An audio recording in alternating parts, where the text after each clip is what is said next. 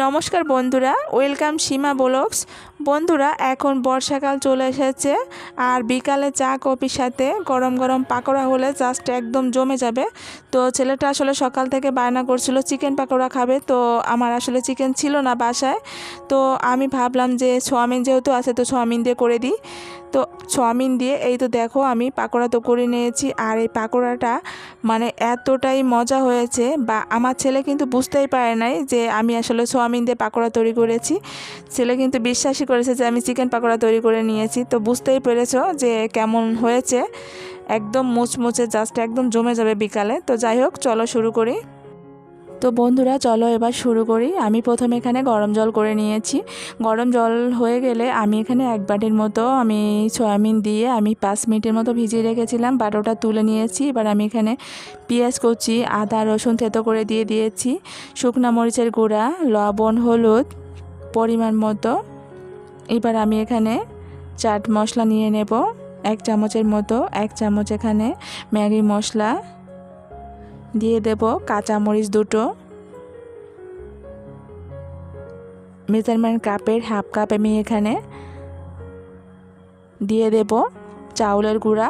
তো চাউলের গুঁড়ার পরিবর্তে কিন্তু তোমরা কিন্তু এখানে কর্নফ্লাওয়ারটা দিতে পারো, বাট আমি এখানে চাউলের গুঁড়া দিয়েই করব। এবার আমি এখানে ধনেপাতা দিয়ে দেব আর সয়া সস। দেখো বন্ধুরা, আমি হাত দিয়ে একটু মাখিয়ে এবার আমি এখানে সয়া সস দিয়ে দেব।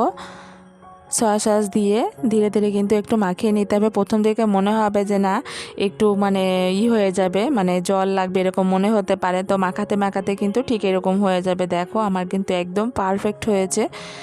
এবার আমি একটা প্যান বসিয়ে দেব, সাথে তেল দিয়ে, তেলটা গরম হয়ে গেলে এবার আমি কিন্তু দেখো সেই চাউমিনগুলো কিছুটা দিয়ে দেব।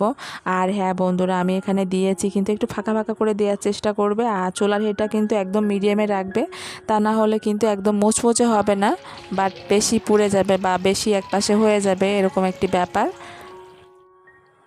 তো আমি মাঝে মাঝে দেখো একটু উল্টিয়ে দেব খুন্তি দিয়ে। কিছু সময় পর পরই দিতে হবে, তা না হলে কিন্তু এক পাশ হয়ে যাবে আর এক পাশ হবে না। তো আমি একদম মুচমুচে করব আর কি।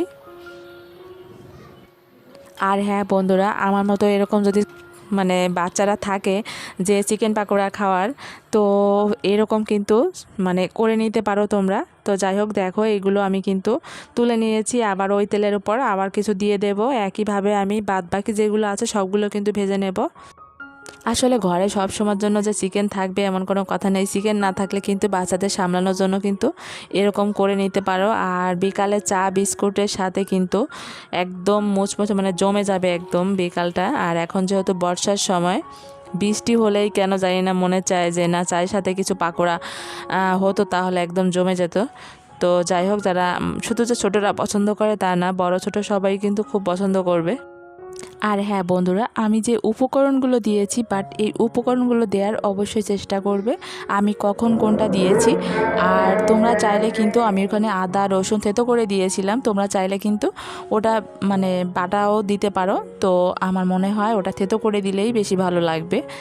তো যাই হোক, আমি সবগুলো একই নিয়মে দেখো ভেজে নিয়েছি। আর দেখো একটু খেয়াল করে দেখো বন্ধুরা, কালারটা কত সুন্দর আসছে আর একদম মুচমুচে, মানে তুমি বুঝতেই পারবে না যে আসলে চিকেন পাকোড়া খাচ্ছি না চাউমিন খাচ্ছি। না বললে কখনো বুঝতে পারবে না।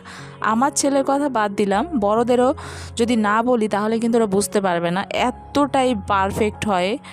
তো যাই হোক, তোমরা এই কমেন্ট করে একটু জানিয়ে দেবে যে আসলে কেমন হয়েছে। দেখতে তো দেখেই বুঝতে পারছো যে আজকের রেসিপিটা কেমন হয়েছে।